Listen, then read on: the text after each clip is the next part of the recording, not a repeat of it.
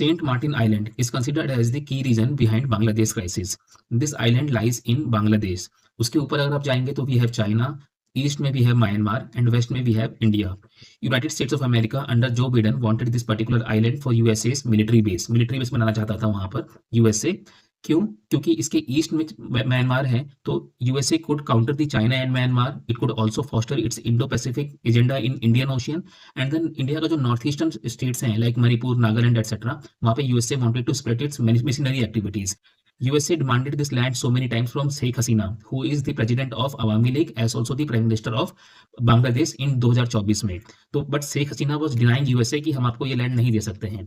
होता क्या है कि 2024 में बांग्लादेश में डेमोक्रेटिक इलेक्शंस होते हैं.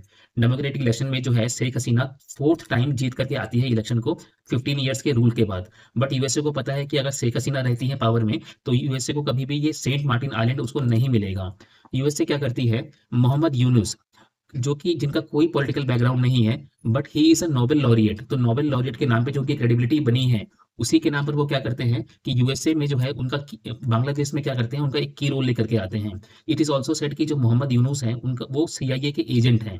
अब हुआ क्या कि 2024 में इलेक्शन होता है बांग्लादेश में. इस इलेक्शन में जो पीएम है अगेन शेख हसीना बनती है. डेमोक्रेटिक इलेक्शंस होते हैं बट यस इस डेमोक्रेटिक इलेक्शन के ऊपर भी बहुत सारी कंट्रोवर्सी है, but yes by and large it was democratic elections.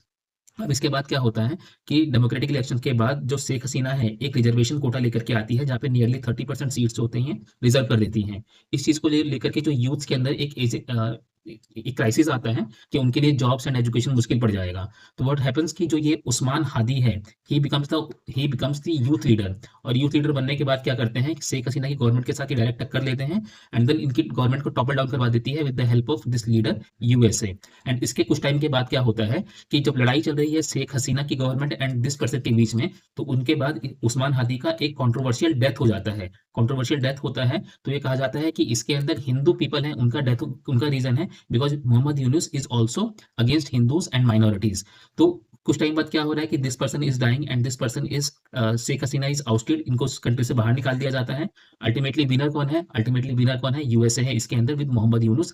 And USA government क्या चाहती है कि कोई भी वहां पे सप्लांटेड जो है पपेट वहां पर आ जाए जिसकी वजह से USA over the period of time Saint Martin island को अपने पास कब्जा करके रख सके.